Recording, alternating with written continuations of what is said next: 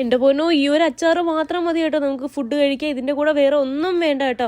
അപ്പോൾ നമുക്ക് ഇന്നൊരു അടിപൊളി ചൂരമീൻ അച്ചാർ ഉണ്ടാക്കാം. അപ്പോൾ 2 സ്പൂൺ മുളക് പൊടി കാശ്മീരി, 1 സ്പൂൺ സാധാ മുളക് പൊടി, കുറച്ച് കുരുമുളക് പൊടി, കുറച്ച് ഗരം മസാല, ആവശ്യത്തിനുള്ള ഉപ്പും മഞ്ഞപ്പൊടിയും കൂടി ഇട്ട് നമുക്കിത് മിക്സ് ചെയ്ത് ഒരു 1/2 മണിക്കൂർ വെക്കാം കേട്ടോ. എന്നിട്ട് നമുക്കിത് കുക്ക് ചെയ്യാം. ഇത് ഹോസ്റ്റലിൽ നിൽക്കുന്ന കുട്ടികൾക്ക് ആണല്ലോ, നിങ്ങൾക്ക് ഇത് കണ്ടിട്ട് എന്നോട് ക്ഷമിക്കണം കേട്ടോ.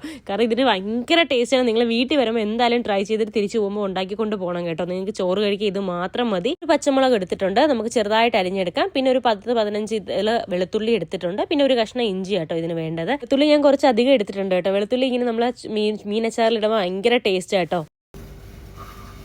അപ്പൊ നമ്മുടെ ചൂരമീൻ അച്ചാറിടാം. അപ്പൊ നല്ലെണ്ണയിലാണ് കേട്ടോ എടുക്കുന്നത്. വെളിച്ചെണ്ണ നമ്മൾ 2 ദിവസം 3 ദിവസമൊക്കെ ആണെങ്കിൽ വെളിച്ചെണ്ണ എടുക്കാം കേട്ടോ. നല്ലെണ്ണ ആയിരിക്കും കുറച്ചുകൂടെ ടേസ്റ്റ് വരുന്നത്. നല്ലെണ്ണ ഇട്ടിട്ട് നമ്മൾ ഫ്രിഡ്ജിൽ വെക്കുവാണെങ്കിൽ ഉണ്ടല്ലോ ഇങ്ങനെ കട്ട പിടിച്ചു പോകത്തില്ല. വെളിച്ചെണ്ണ ആണെങ്കിൽ പെട്ടെന്ന് കട്ട പിടിക്കും. അതുകൊണ്ട് കുറച്ച് എണ്ണ മതി. ഇത് പൊരിക്കാനുള്ള ഓയിൽ ഒഴിച്ചിട്ടുണ്ട്. ഇതിൽ തന്നെ പൊരിച്ചെടുക്കാം.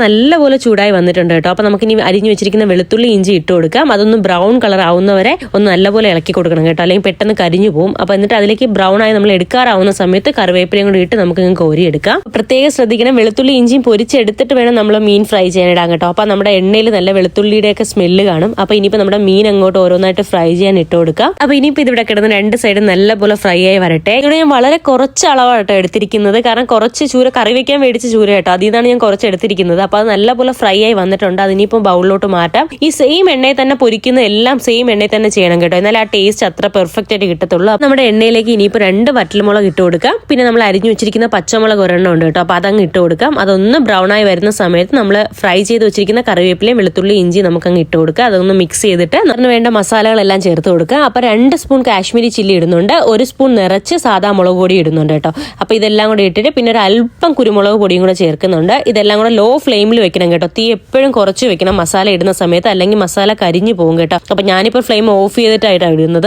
ഒന്ന് മിക്സ് ചെയ്തതിന് ശേഷം നമുക്ക് ഫ്ലെയിം കത്തിച്ചിട്ട് ആവശ്യത്തിനുള്ള ഉപ്പ് ചേർത്ത് കൊടുക്കാം. പിന്നെ നമ്മുടെ വിനീഗർ ഒഴിച്ചു കൊടുക്കാം. കപ്പ് വിനീഗർ ഞാൻ ഒഴിച്ചിട്ടുണ്ട് കേട്ടോ. അപ്പോൾ അതൊന്ന് മിക്സ് ചെയ്തിട്ട് നല്ലപോലെ ഒന്ന് തിളക്കട്ടെ. നല്ലപോലെ തിളച്ച് വരുന്ന സമയത്ത് നമ്മൾ മീന് ഫ്രൈ ചെയ്ത് വെച്ചിരിക്കുന്ന ഇട്ട് കൊടുക്കാം. അത് വിനീഗർ നല്ലപോലെ ചൂടായി തിളച്ച് വരുന്നുണ്ട്. അപ്പോൾ ഇനിയിപ്പോൾ നമ്മുടെ മീൻ ഇട്ട് കൊടുക്കാം. അപ്പോൾ അത് മീനിട്ട് നല്ലപോലെ ഒന്ന് ഇളക്കുക. നല്ലപോലെ ഇളക്കിയിട്ട് അതിൽ 2 കഷ്ണം ശർക്കര ഞാൻ ഇടുന്നുണ്ട്. ചൂര അച്ചാറിന് ഇത്രയും ടേസ്റ്റ് വരാൻ കാരണം ഈ ശർക്കരയാണ് കേട്ടോ. ശർക്കര ഇടുമ്പോൾ ഇത് ബാലൻസ് ചെയ്യും കേട്ടോ, ഭയങ്കര ടേസ്റ്റ് ആട്ടോ. അവസാനമായിട്ട് കുറച്ച് കായപ്പൊടിയും കുറച്ച് ഉലുവാപ്പൊടിയും കൂടെ ചേർത്ത് നമുക്ക് ഫ്ലെയിം ഓഫ് ചെയ്യാം. നമ്മുടെ അച്ചാർ ഇവിടെ റെഡിയാണ്. വേറെ ലെവലാ ഗൈസ്. ഇത് എന്തായാലും നിങ്ങൾ ട്രൈ ചെയ്യണം. ഇതും കുറച്ച് പുളിശ്ശേരിയും എടുത്ത് കുഴച്ച് വായിലോട്ട് ഒരു പിടി വെക്കുമ്പോൾ ഉണ്ടല്ലോ ഗൈസ്, സ്വർഗം മാമ സ്വർഗം.